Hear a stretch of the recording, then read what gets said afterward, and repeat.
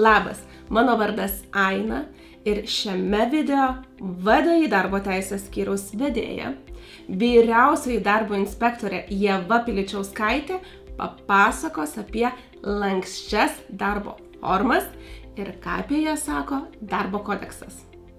Papasakosime, kas tai yra lanksčios darbo formos, kaip atrodo toks darbo modelis, kas į jį įeina ir kuo jis tam tikrais atvejais netgi pranašesnis nei standartinis darbo modelis.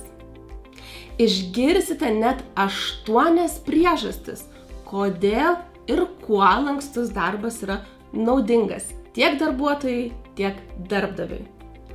Pateiksime pavyzdžius, kaip lankstus darbas gali būti organizuojamas, bei sužinosite, kokios jo normos bei režimai gali būti. Taps aišku, kaip galima susitarti dėl ne viso darbo laiko, bei kada jis tiesiog privalomas. Na ir galiausiai sužinosite, ką darbo kodeksas sako apie nuotolinį darbą, kas tai yra ir kaip jį teisingai organizuoti bei apskaityti.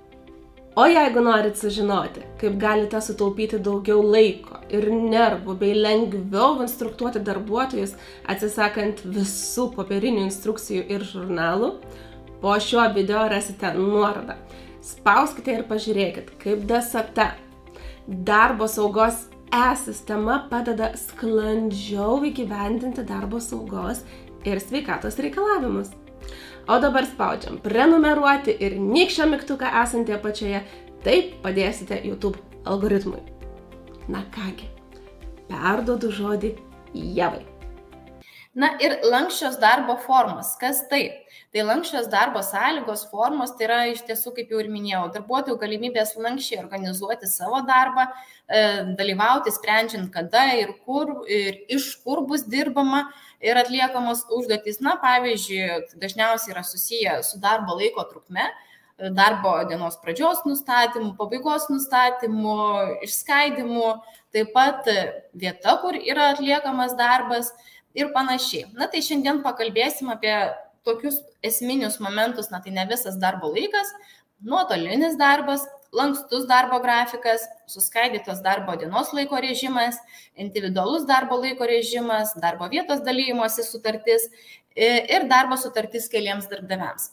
Čia išskirti tokie pagrindiniai, nors jūs turbūt daugumą žinote, kad tiek sutarčių rūšių yra kur kas daugiau, tiek režimo rūšių yra kur kas daugiau, tačiau norėjau pažymėti tokius, kas leidžia lankščiai organizuoti ir kas galbūt ne visiems yra žinoma ir netipinės tos formos. Pagalvojau, išskiriau keletą tokių punktų, nors čia tikrai nėra baigtinis sąrašas, na tai kokia yra nauda lankstaus darbo organizavimo. Tai pirmiausiai, na tai teigiamas psichologinis klimatas darbovietėje ir darbuotojų gerovė. Tai iš tikrųjų yra kiekvienam darbuotojui yra labai aktualu darbą organizuoti taip, kaip jam patogu ir tai tikrai labai prisideda prie psichologinio klimato darbovietėje kūrimo.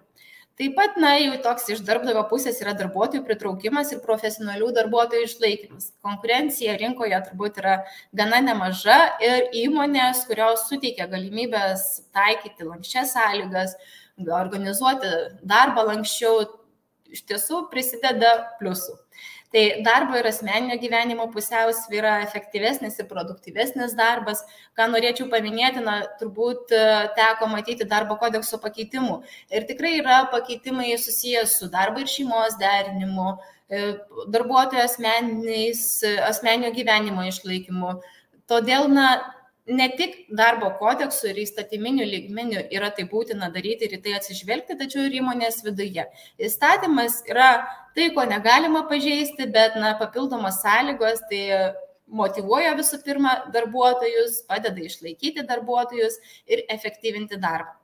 Taip pat, na, žinoma, lanksčios darbo formos suteikia galimybę įsidarbinti arba nenutraukti darbo sutarties tam tikroms labiau pažeidžiamoms grupėms asmenų, na, tokiems galbūt vyresnio amžiaus asmenims auginantiems vaikus, kam iš tiesų tenka prisiderinti ir derinti šiek tiek sudėtingiau tą darbą ir asmeninį gyvenimą, ar, na, galbūt slaugantie šeimos narius. Tai darbdavio yra pareiga atsižvelgti į darbuotojo šeimyninius įsipareigojimus.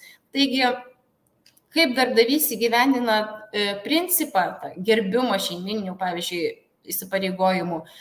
Darbo kodeksas labai konkrečiai nenustato, tačiau daugelį įmonėje tenka girdėti, kad tikrai yra papildomų naudų, papildomų lanksčių formų susijusių būtent su vaikų auginimu ar vyresnių asmenų įdarbinimu ir panašiai. Taip pat ilgalaikėje perspektyvoje pastebima ir ekonominė nauda darbdaviui, sprendžiamos darbo vietų problemos.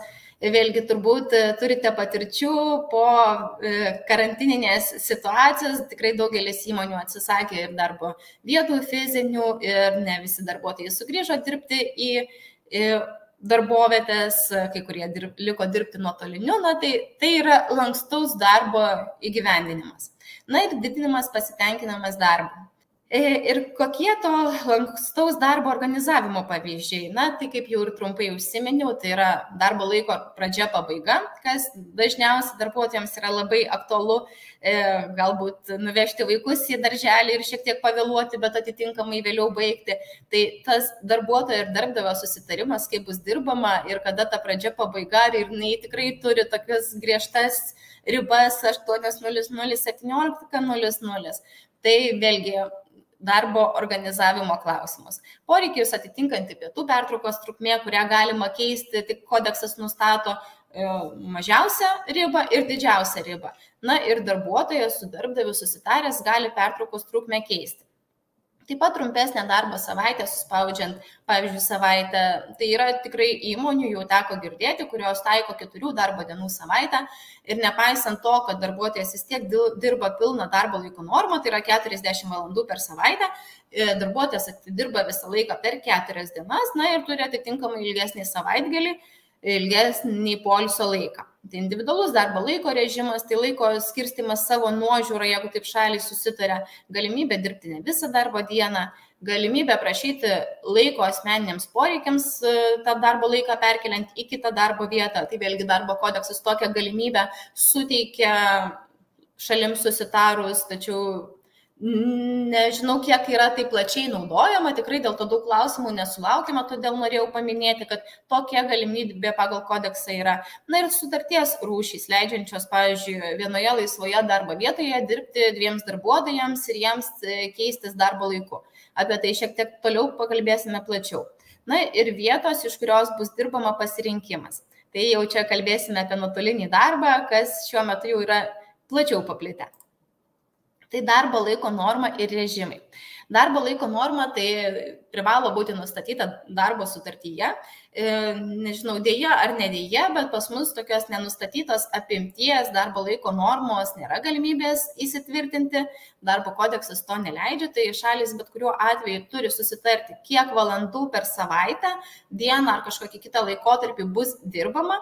Ir tai yra, kiek darbuotojas įsipareigoja dirbti, o darbdavys kiek darbo suteikti. Tačiau ta darbo laiko norma, ji gali būti paskirstoma gana lankščiai. Tai jeigu, pavyzdžiui, šaliai susitarė dėl 40 valandų per savaitę darbo laiko normos, tai nebūtinai tai bus dirbama pagal grafiką arba to nekintančių, kaip yra įprasta nuo 8 iki 5 dienas vienodai. Tai tam yra darbo laiko režimas, tai yra paskirstimas per darbo dieną, pamainą, savaitę ir šalis gali gana lankščiai įsidėlioti darbo laiką. Susitarimas dėl ne viso darbo laiko. Tai iš tiesų, nors ir kodeksas nustato tą 40 valandų trukmę per savaitę, tačiau tai nėra minimali ar tipinė, tai yra maksimaliai, kiek šalis gali susitarti be jokio susitarimo dėl papildomo darbo. Tačiau, žinoma, sutartyje gali būti sutarta ir mažiau negu 40 valandų, tai darbo laiko normą šalis gali visiškai laisvai nusistatyti pačios, neviršijant 40 valandų, tačiau darbo kodeksas išskiria ir tokį atskirą straipsnį susitarimui dėl ne viso darbo laiko. Tai žinoma, jisai labiausiai turbūt iš darbdavių pusės tai būdingas tam tikroms ekonominėms veiklos rūšims, tačiau tai gali, žinoma, atitikti ir darbdavio interesus, tačiau taip pat gali būti naudingas ir darbuotojams, kurie laisvo laiko dalį gali naudoti savo nuožiūrai. Tai vėlgi pačių pasirinkimų, ar asmeniniams, šeimininiams, ar kitiems poreikiams. Na ir darbo kodeksas įtvirtina sutartinį ne viso darbo laiko pobūdį ir siekia sureguliuoti darbo formą taip, kad būtų pasiekta abiejų šalių interesų pusiausvyrą. Tai apie ką yra iš esmės darbo kodeksas, tai yra apie interesų pusiausvyrą. Ne visas darbo laikas taip pat yra reglamentuojama ir grupės darbuotojų, kam darbdavys privalo tenkinti tokį darbo laiką, jeigu paprašo ir nustato tam tikras taisyklės. Tai čia norėčiau išskirti ir truputį paaiškinti teoriją, kaip galima susitarti, jūs matote, aš tiesiog norėčiau paaiškinti, apie ką yra tas straipsnis, jeigu šalys ir taip gali susitarti dėl bet kokios darbo laiko normos. Sudaro sutartį 20 valandų, nusistato ir kam tada dar čia atskiras straipsnis. Tai kaip ir minėjau, čia yra nustatytos taisyklės, jeigu darbuotojas dirba pilną darbo laiko normą, kada darbdavys privalo tenkinti tokius prašymus, kada gali netenkinti, bet tik grindžiant objektyviomis kažkokiamis priežastimis, jeigu jau vis tik tenkina tokį prašymą, kokia darbuotojo ta laiko trukmė, kiek jis laiko taip dirbs ir kada gali pakartotinai vėl prašyti dėl ne viso darbo laiko. Tai iš tiesų svarbu pasižiūrėti ir atkreipti dėmesį, kada tos pareigos kyla, o visais kitais atvejais, žinoma, jeigu nėra pareigos, šalys visada yra laisvos susitarti. Na ir už ne visą darbo laiką yra mokama proporcingai nustatytam darbo užmokesčiui, jeigu nebus susitarta kitaip. Tai nėra nuostatų, kurie įpareigotų darbdavį mokėti kaip už pilną darbo laiko normą ar kažkaip kitaip mokėti. Taip, ir kaip jau ir minėjau, darbo kodeksas nustato, kada yra privalu nustatyti ne visą darbo laiką. Tai pavyzdžiui, kito reikalauja nėščia, neseniai pagimdžiusi, maitinanti darbuotojas auginantis vaiką iki 8 metų, darbuotojai vieni auginantis vaikus iki 14 metų arba neįgalius iki 18. Na ir kai tai grindžiama priežiūra šeimos nario arba pačio darbuotojo liga.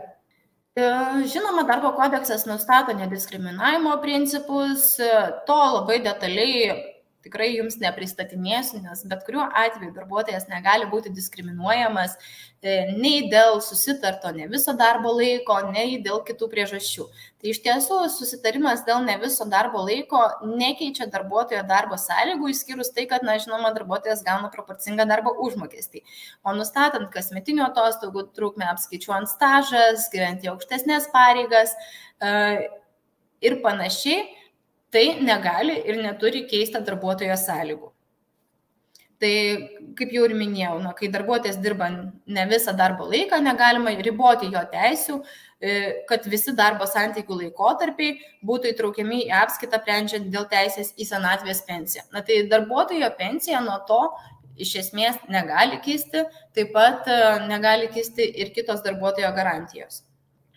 Na ir žinoma, kad darbdavio atsisakymas leisti dirbti ne visą darbo laiką, ypač tų darbuotojų, kam jau yra privalu suteikti darbą ne viso darbo laiko sąlygomis, tai nagrinėjama būtų darbo ginčų komisijoje, jeigu iškiltų toks ginčas ir darbdavys vis tik netenkintų tokio prašymo. Tai jeigu tokie prašymai yra netenkinami, tai turėtų būti objektyvios ir taip paaiškinančios, pagrindžiančios priežastys.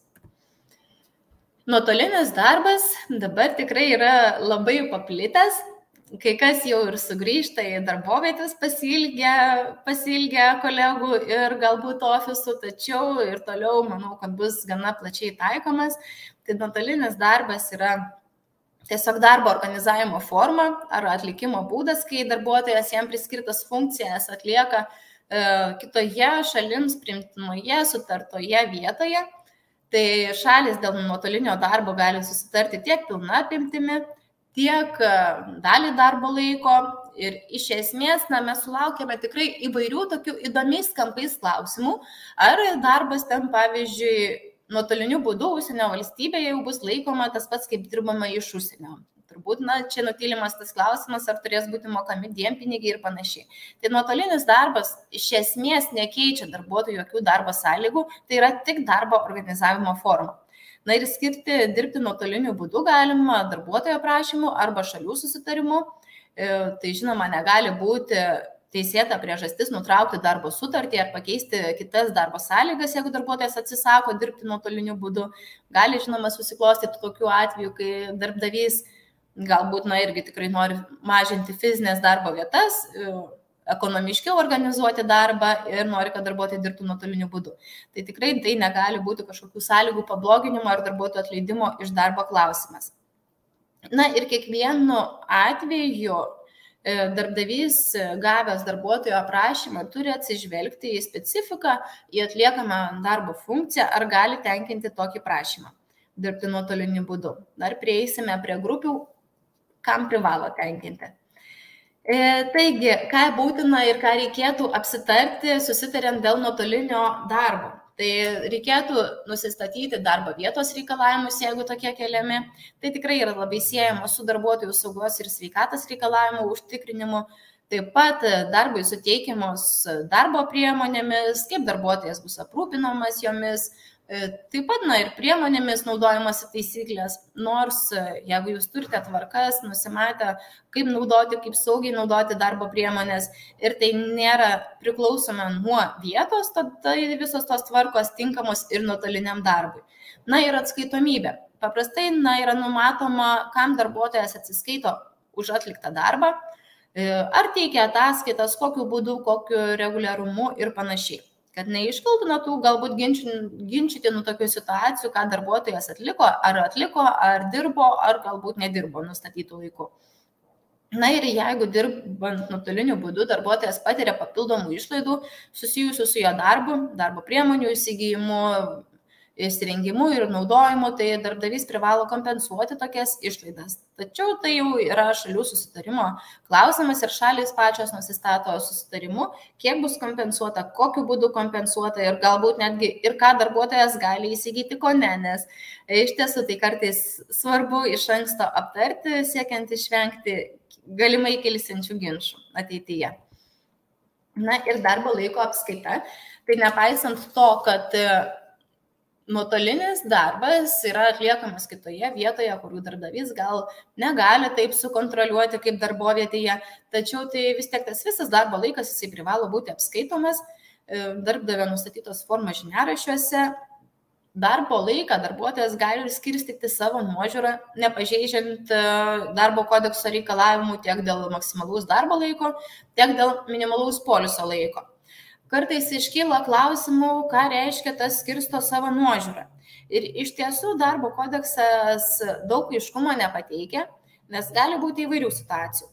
Kai nuotolinės darbas yra svarbu, kad darbuotojas atliks kažkokias konkrečias užduotis ir darbdavys tikrai nekontroliuos, kada darbuotojas dirba, bet vėlgi nuotolinis darbas gali būti susijęs ir su tam tikromis valandomis, kada reikia, kad darbuotojas dirbtų.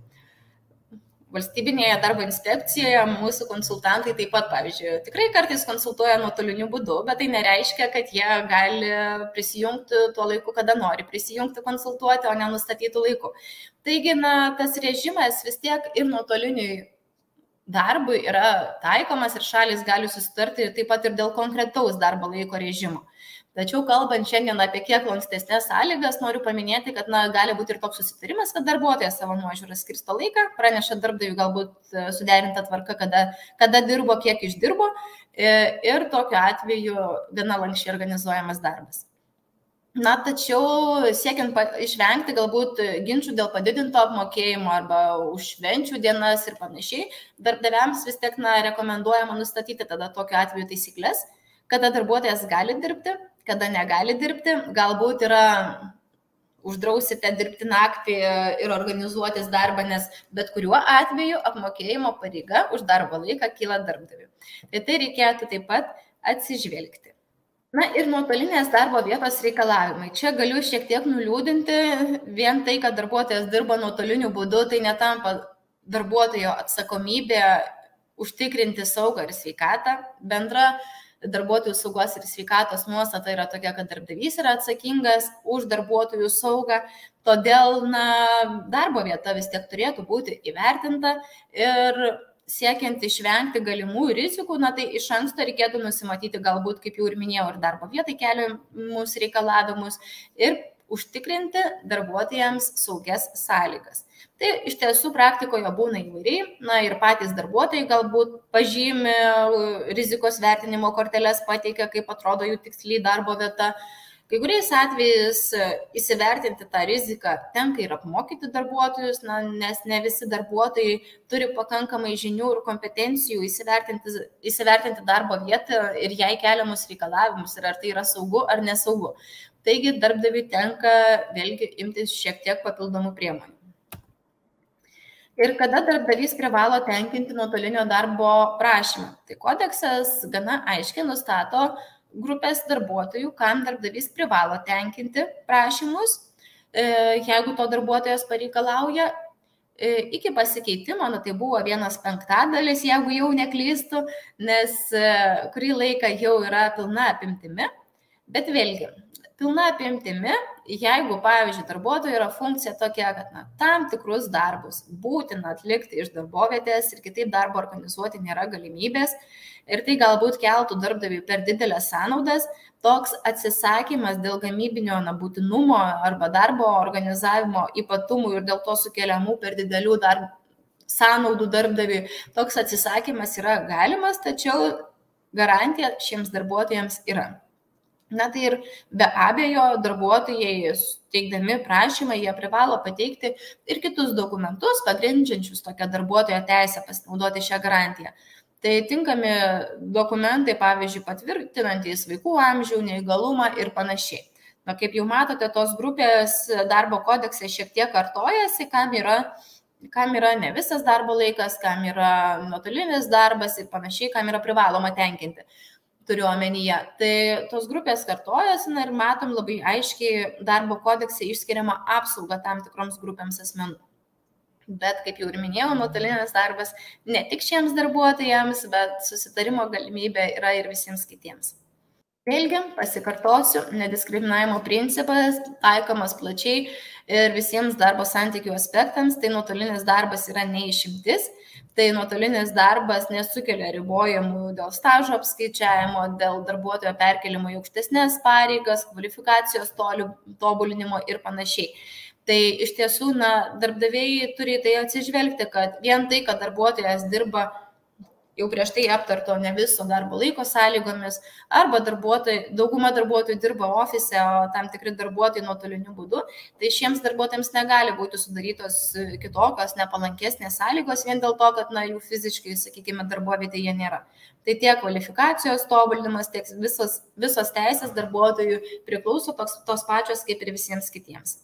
Dėkui, Ieva, ir sveikinu visus, kurie pažiūrėjote šį video iki pat pabaigos. Atsidėkodami galite paspausti patinka mygtuką video apačioje. Ir kaip minėjau anksčiau, šio video aprašyme jūsų laukia nuoroda. Spauskite ir pažiūrėkit, kaip visiškai nesunku Desatoje registruoti ir sekti jūsų darbuotojų saugą ir sveikatą įmonėje.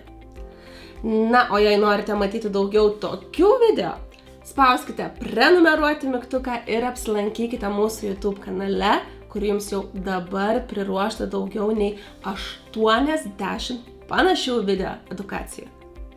Dėkui ir iki pasimatymo.